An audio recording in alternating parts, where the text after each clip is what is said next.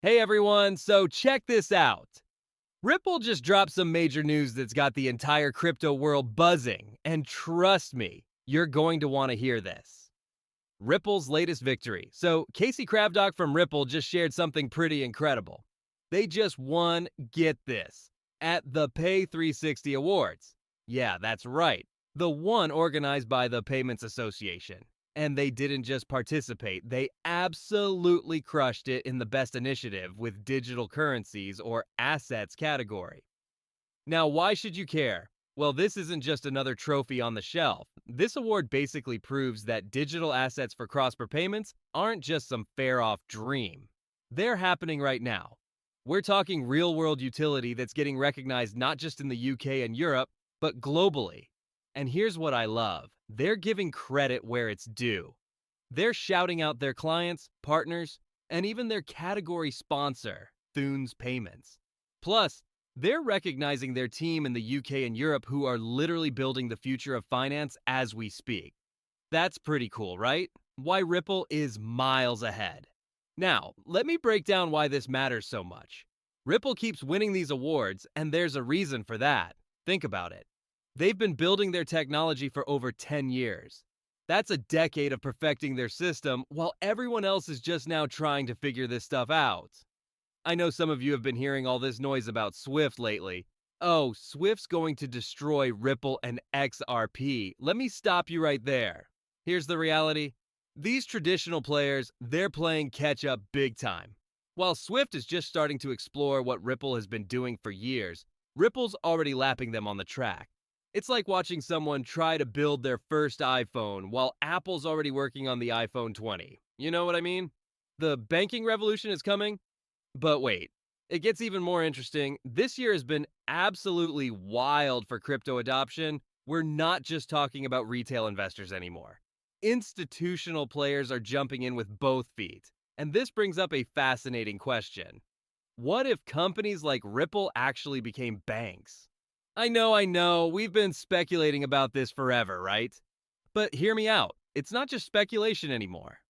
Look at Telcoin. They've been working on becoming a digital asset bank since way back in 2019 to 2020.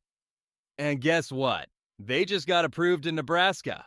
And Ripple, word on the street is they're making some serious moves toward getting their banking license too. Coinbase joins the party. Oh, and speaking of game changers, Brian Armstrong from Coinbase just dropped this bombshell on October 4th. He basically said, look, we've been all about regulatory compliance and customer trust since day one, and getting a national trust company charter. That's our next big move. Breaking.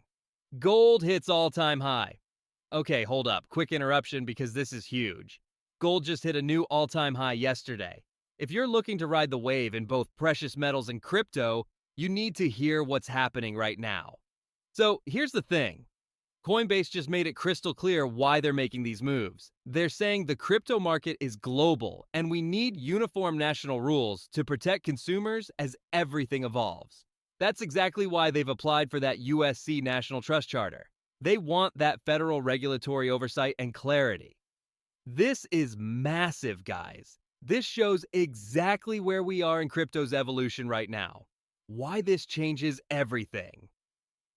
Let me paint you the bigger picture here. We're watching the crypto companies we've been following for years transform into major players in traditional finance. And these national trust charter licenses, they're not just fancy pieces of paper to hang on the wall. Think about what this really means. Companies like Coinbase, Ripple, and Circle can now integrate directly into the traditional financial system. They'll have actual ties to institutions like the Federal Reserve. We're already seeing this with Ripple's RLUSD. Most importantly, this brings the trust that institutions desperately need because, let's be real, in finance, trust is everything, the regulatory revolution. And Brian Armstrong, he's not holding back. He's saying he's feeling very bullish on regulatory progress for crypto in the US.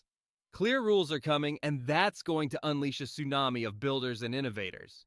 He literally said they won't stop until it happens. That's the kind of determination we're talking about here. There's now one more piece of legislation that, as you said, got bipartisan support in the House already, and now is being debated in the Senate. And this is what we call market structure legislation, which just simply means it's covering all of the non-stable coin crypto assets, things like Bitcoin and Ethereum. And it's resolving some of these outstanding issues from the last administration that got weaponized by people like 𝗙𝗵𝗋 trying to go after the crypto industry because it wasn't clear were these a commodity, were they a security? So this legislation is making great progress. I've never been more bullish on the chances to get it passed into law. This freight train has left the station, and there's people on both sides of the aisle in the Senate that are eager to get this legislation put on the books. Now, this hasn't stopped the big bank lobby from coming in trying to throw a wrench into things. They actually want to go in and ban rewards on stablecoins, and that was already settled in the prior Genius Act that I just mentioned. But I'm not too worried about it. The senators we spoke to aren't really going to entertain reopening that issue. And so hopefully this legislation gets passed into law very soon. The starting line is just ahead. All right, real talk for a second. This is it. This is the last major hurdle before crypto becomes fully regulated. And when that happens, everything changes. I'm not exaggerating here. This regulatory clarity is going to open the floodgates for expansion, enable full-scale integration, bring in the biggest traditional finance giants, trigger massive retail adoption. Here's what blows my mind. Everything we've seen in crypto up until now, that was just the warm-up. The real race hasn't even started yet. But once these regulations hit, boom, the starting gun fires and we're off. Circle enters the ring. Oh, and by the way, let me take you back to July 1st for a second. Circle. Yeah, the company that just came off an $18 billion IPO, they filed to become a U.S. trust bank. Think about what that means. They want to manage reserves and offer custody services. If they get approved, they'll be only the second crypto firm ever to get a federal charter. That's how exclusive this club is. The race is on. And it doesn't stop there. Paxos, the company behind PayPal's PYUSD, they're jumping in too. They're applying for that same U.S. Trust Bank license with the OC.